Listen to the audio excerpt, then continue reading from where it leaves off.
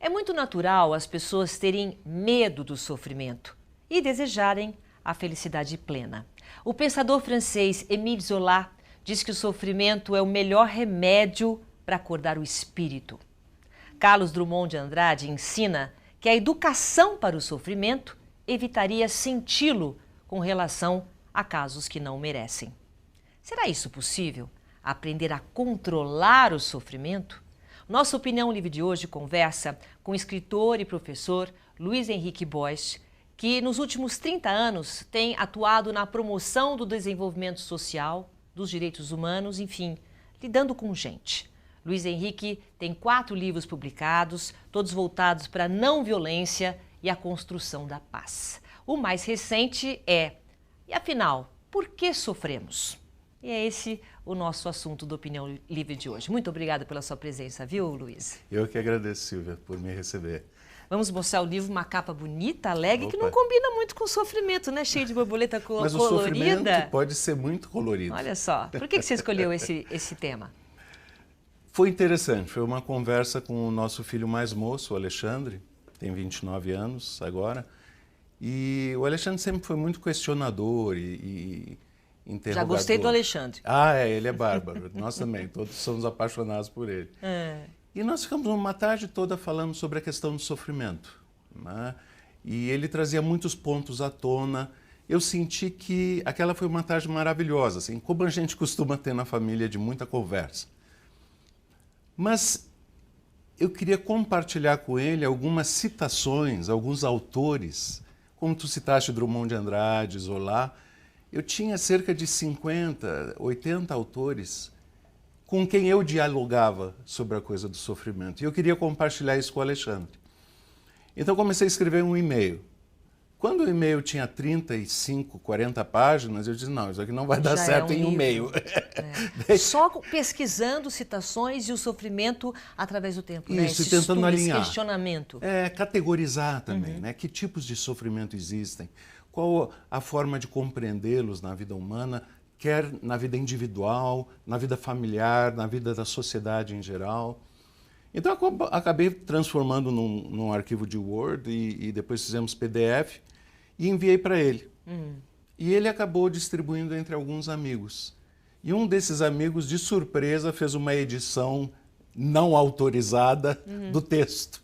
E acabou realmente sendo... porque... E daí veio o encorajamento de lançar o livro. Na verdade, eu convidei o Luiz porque ele fez um vídeo na internet, né? Fez um vídeo e esse vídeo viralizou. Por quê? Por que será? Porque as pessoas, elas podem na internet colocar só o lado bom, né? Só aquelas fotografias bem felizes nas redes sociais. Sim. Mas o sofrimento, ele é comunitário, como se fosse uma coisa comunitária, né? Todo mundo tem um sofrimento. É possível evitar o sofrimento?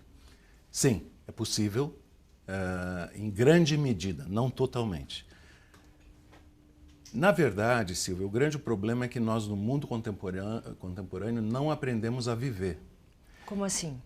Nós não aprendemos quais são as coisas que verdadeiramente nos tornam felizes e quais as coisas que nos afastam da felicidade. Nós temos muitas ilusões, nós temos muitas miragens. O consumismo é uma delas. Eu vou ser feliz quando eu tiver tal celular, eu vou ser feliz quando eu tiver tal carro.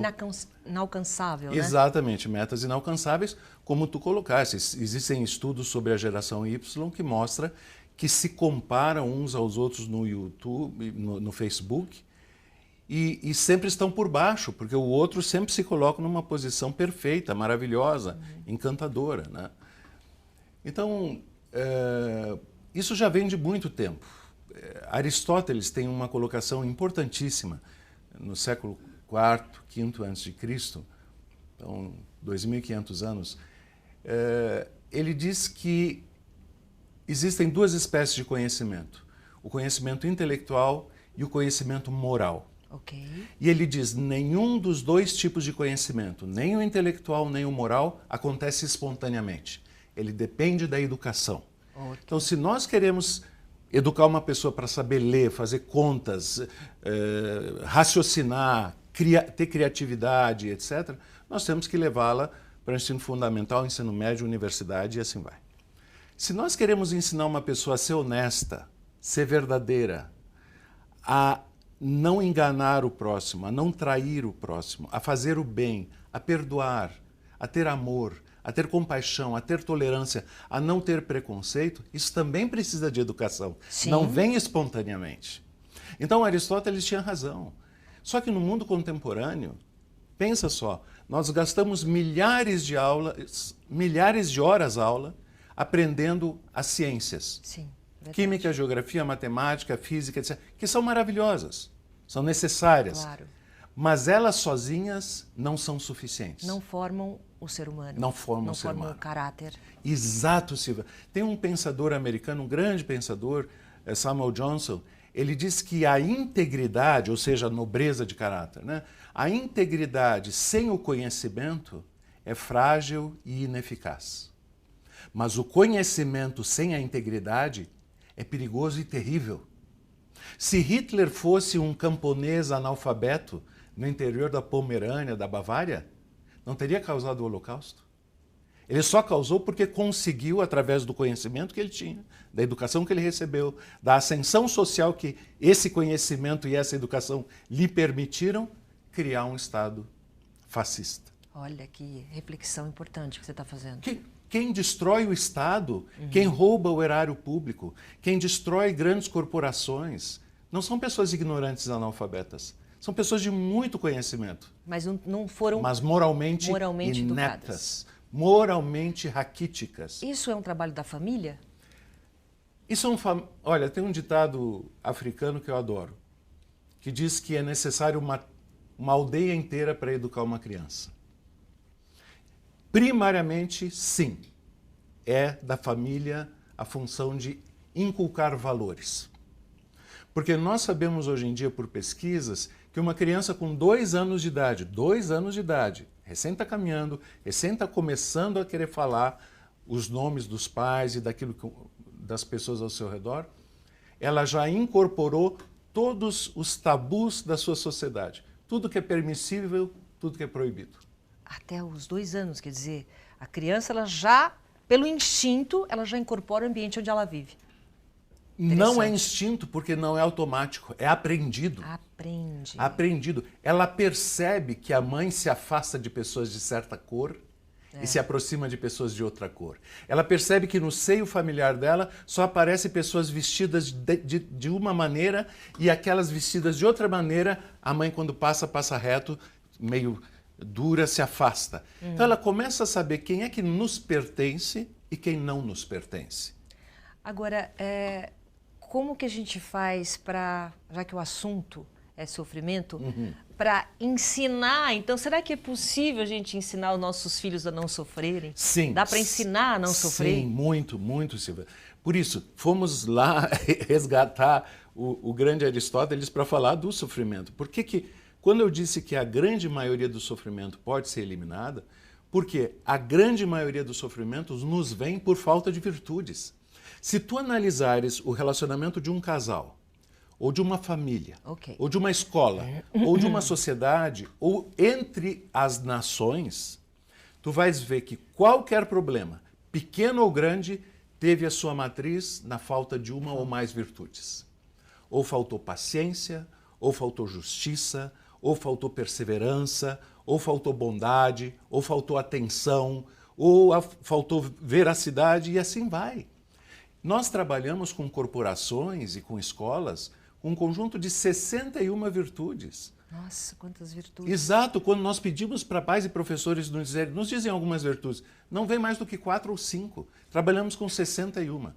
As virtudes são como os blocos, os tijolos, que constroem uma vida feliz.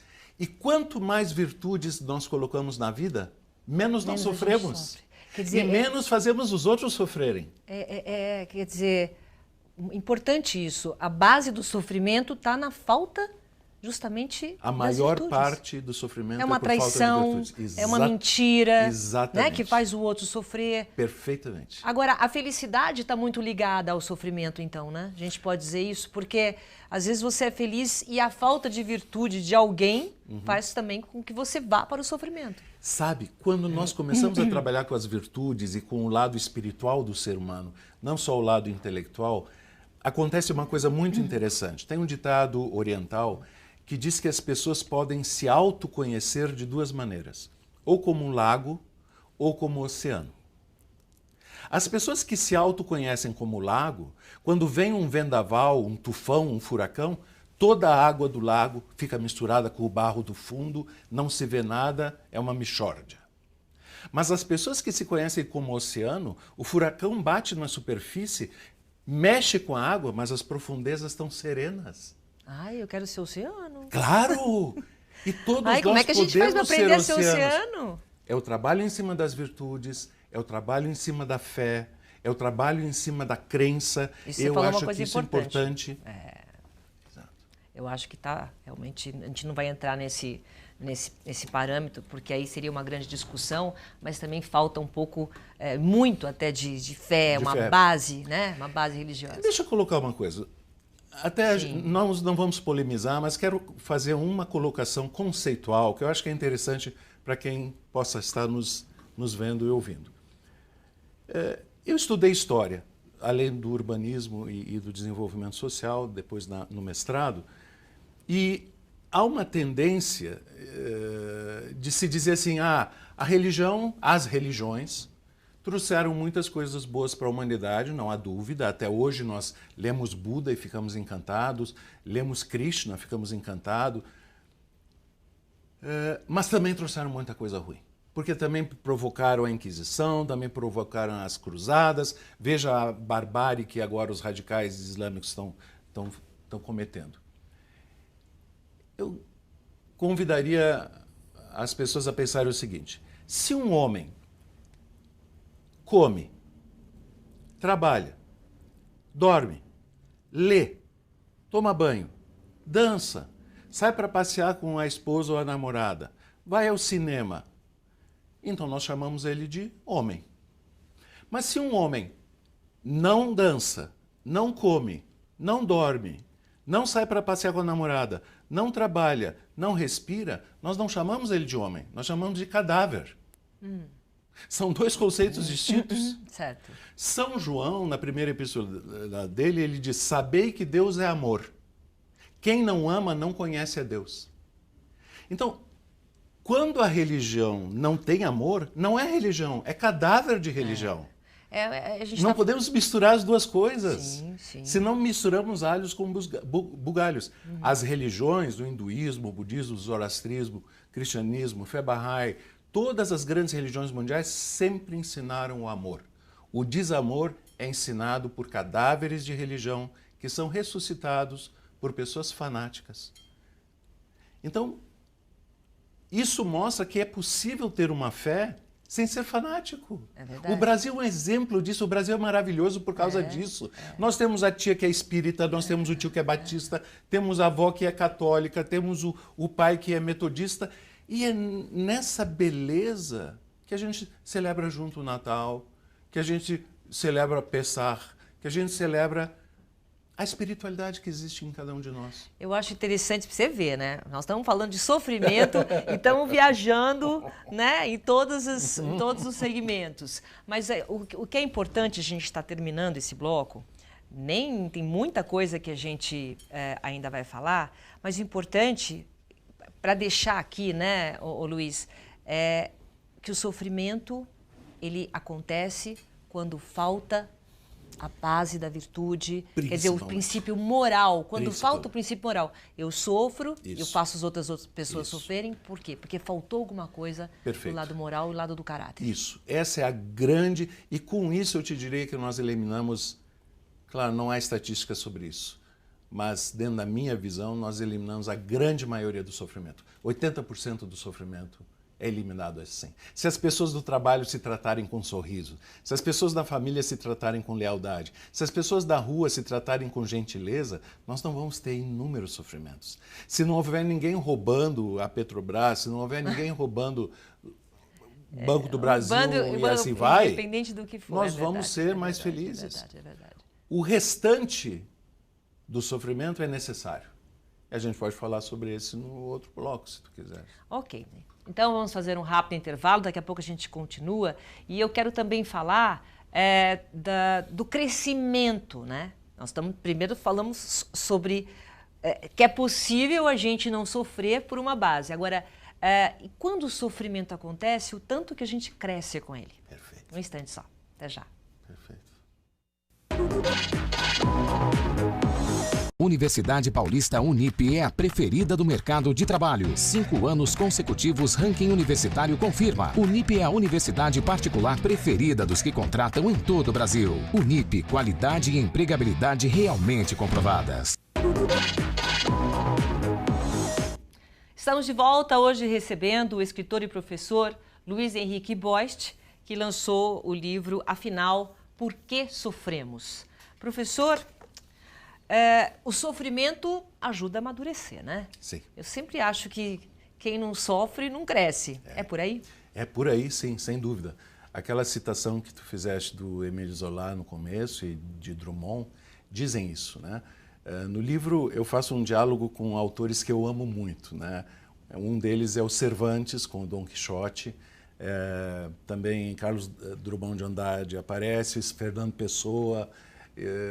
Nossa, que super dica aí pra Não, você. super legal, é bárbaro. Eu fiquei super feliz quando estava montando isso, bom, porque né? Quando a gente parecia que gosta, estava numa né? mesa redonda com os meus autores favoritos, Que assim, fantástico. Padre Vieira, Que que eu sou devoto, e principalmente Guimarães Rosa, que é o nosso transcendental escritor.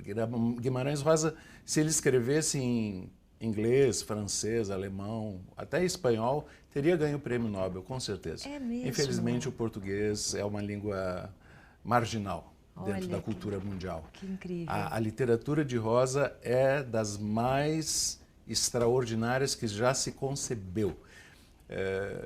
Tu vê o James Joyce, que é considerado um gênio da literatura do romance no século XX, não chega aos pés de Guimarães Rosa. O Guimarães Rosa, ele fala que o crescimento ajuda, o sofrimento ajuda a crescer. Toda a obra dele, do Grande Sertão Veredas, é sobre isso. Basicamente, todo o Grande Sertão Veredas. Por exemplo, ele diz numa passagem maravilhosa que viver é um rasgar-se e um remendar-se. Ai, meu Deus. Extraordinário! Eu acho fantástico, Sabe? porque é verdade. A gente se rasga, Exato, e depois a gente se remenda. constrói, se reconstrói. Exato. Silvia, então, veja, essa tua colocação de o sofrimento deixa a gente mais forte é biologicamente verdadeira, é fisicamente verdadeira, é uma lei do universo. Veja, quando a gente vai para a academia, faz musculação, vai botando cada vez mais peso, vai tonificando os músculos, ou vai na corrida, ou vai fazer pilates, etc., o que acontece? Na hora do exercício, nós estamos cortando as células musculares. Elas estão implodindo por causa do exercício. Elas são destruídas. Depois nós nos alimentamos e dormimos e as células se renovam compensando a mais o que elas tinham perdido. Então, depois do sofrimento, a gente volta mais forte. Mais forte? Mais renovado. Exatamente. E a gente aprende a sofrer. Não há dúvida. Por quê? Porque assim, principalmente quando a pessoa sofre e depois passa pela... não aprende, tá repetindo o erro, mas ela vai sofrendo menos. Isso. Ou então, tem um sofrimento, né, de um momento, uma colocação, alguma coisa que aconteceu, e você... eu não estou sofrendo tanto, acho que eu estou aprendendo a controlar. É assim, a gente vai amadurecendo também para sofrer. Imagina, quando a gente chega na minha idade, 58 anos, eu fico pensando agora, coisas que me desestruturariam completamente com 18, com 25, nem coceira faz. Então é realmente não há a maturidade. Dúvida. Mesmo que a gente não invista no seu crescimento espiritual e intelectual e moral, o simples fato de viver vai te dando sabedoria. Por isso que os anciãos sempre foram respeitados em todas as culturas, todas as civilizações. Mas, Luiz, e quando o sofrimento é inevitável? Por exemplo, a morte de um parente, de uma pessoa, ou sei lá, um acidente, uma coisa inesperada, trágica. Quando o sofrimento é inevitável, principalmente com pessoas próximas. Quando o sofrimento se instala e a gente tem que lidar com aquilo. O que fazer, né? Bom, essa obra, na verdade, Silvia, são 3 volumes. O segundo volume vai ser publicado ainda esse semestre. Ok. E o objeto do segundo volume é quais as atitudes que nós devemos ter para enfrentar os problemas. O primeiro volume analisa a causa do sofrimento, de onde ele vem, tipifica, etc. O segundo volume é diretamente um conjunto de dicas de como nós podemos enfrentar cada situação. Mas eu diria o seguinte, que a fé, como nós já mencionamos antes, por todas as pesquisas científicas, mostra que é um imenso instrumento de eliminação do sofrimento. Por quê? Um dos grandes gênios do século XX, Viktor Frankl, foi fundador da terceira escola de psicologia de Viena. Freud tinha costas quentes, era amigo da rainha Maria Bonaparte e conseguiu um exílio da Áustria para Londres quando os nazistas invadiram a Áustria. Viktor Frankl era também judeu, a maioria dos psicólogos de Viena eram judeus, não tinha essa sorte, não teve essa sorte, foi transferido para campos de concentração. Ele sobreviveu, passou por 3 ou 4 campos de concentração, sobreviveu 3 anos em Auschwitz, perdeu a família toda, esposa, pais, e conseguiu sobreviver. Como uma pessoa consegue... Vai ao limite, né? Ao limite, exatamente. Ali tu estás no limite. Tu não tem domínio sobre o que tu vai comer, se tu vais dormir, se não vai dormir, se vai passar frio ou não vai passar frio, e se vai viver ou não vai viver. E dentro dessa experiência no campo de concentração, que é o livro clássico dele, Em Busca de Sentido, ele percebeu isso, que se o homem consegue dar um sentido ao seu sofrimento, ele já não sofre. Como assim? Por exemplo, vamos passar para nós. Veja só, é muito comum na nossa sociedade, quando acontece uma dor, um sofrimento muito grande, as pessoas dizem, por que eu estou sofrendo? Por que comigo? Ou por que com meu pai? Porque a pergunta está errada. Nunca é por quê. A pergunta é para quê? Para quê? Para que eu estou sofrendo? Para que estou passando isso? Que lição me está sendo dada? Né? Por que comigo? A pessoa fala, poxa, por que comigo? Exato, diz, por que comigo? Exatamente. E em vez de dizer assim, para que comigo? O que é que eu vou aprender? O que é que eu vou crescer? O Mário Quintana, quer dizer, que é outro... questionar, né? Tentar entender, questionar para tentar entender é bom, porque às vezes o sofrimento é fruto da nossa tolice e dos nossos erros. Sim. É muito fácil dizer que a culpa é dos outros quando nós fomos os culpados de verdade. Eles não me trataram bem. Bom, mas eu fui arrogante. Então... Não, tudo bem, mas aí só voltando para esses inevitáveis, por exemplo, uma dor, sei lá, de perder um filho, sabe? É uma coisa que você fala, por quê? Você quer pegar a criança, como é que faz? Tem coisas... Só fé, né? Pois é, só fé.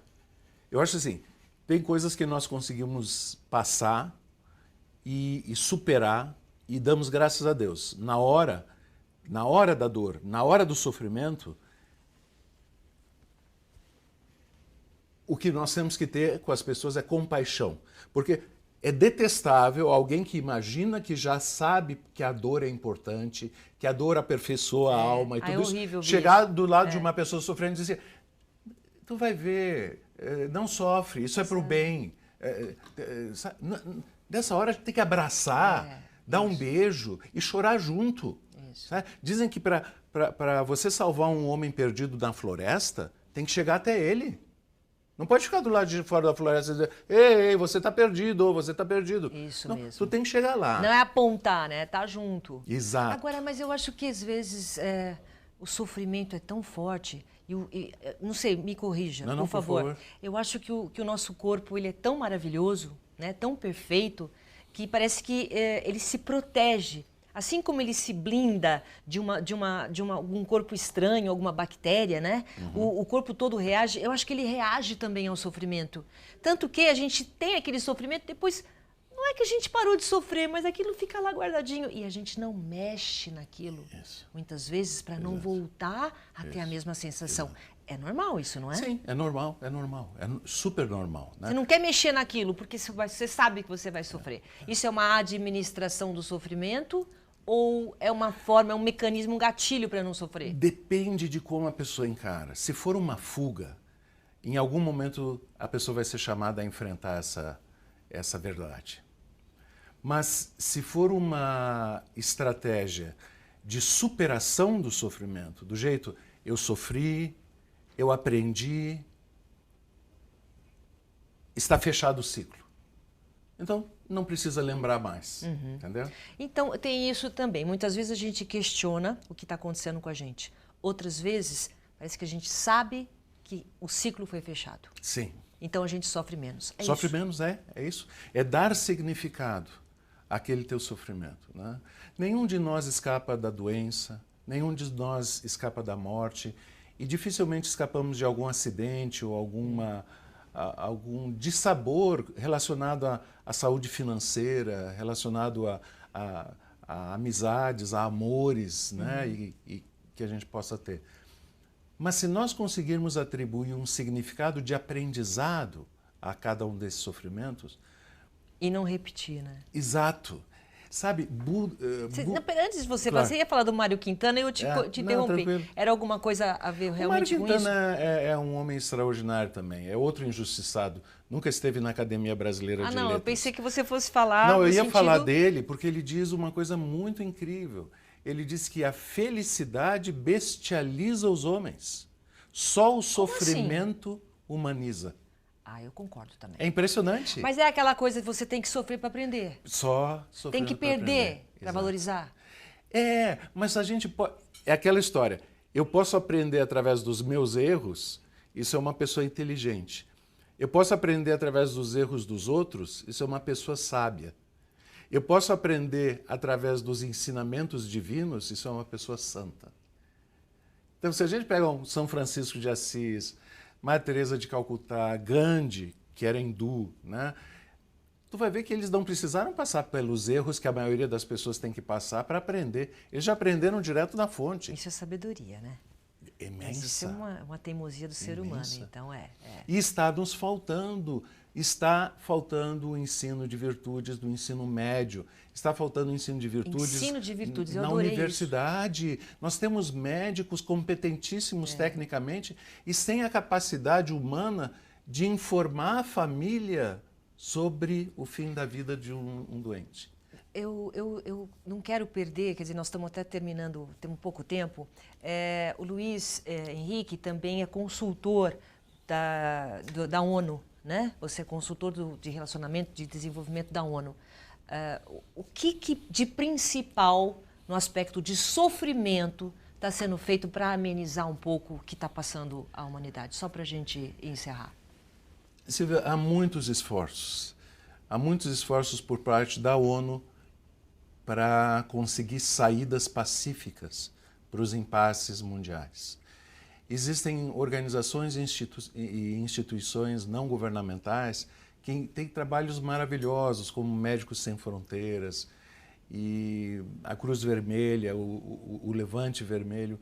Todos eles fazem um trabalho a partir de pessoas abnegadas, que abrem mão da vida ou de uma parte da vida para diminuir o sofrimento das pessoas.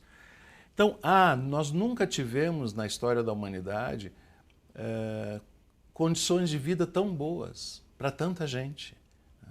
Mas o mundo está fragmentado. E, infelizmente, os últimos acontecimentos mostram que há um certo receio com a ida para a direção que nós estávamos tendo antes. Há um viés reacionário, amargo em relação a isso. Então, eu diria assim que todas aquelas instituições civis, eclesiásticas, políticas, que buscarem ensinar a união, estão no caminho certo da eliminação da dor e do sofrimento. Olha, é um prazer enorme ter recebido você aqui, tá? Eu tenho certeza que a gente tem assunto aí para mais 2, 3 programas. Foi um grande prazer. Obrigado, senhor. E fica aqui a dica para vocês, afinal, porque sofremos, não precisa sofrer não, tá? Tá aqui a dica. Muito obrigada pela sua presença aqui, tá? Muito obrigado. Até o próximo programa, gente. Opinião Livre fica por aqui. Obrigado pela sua companhia. Tchau.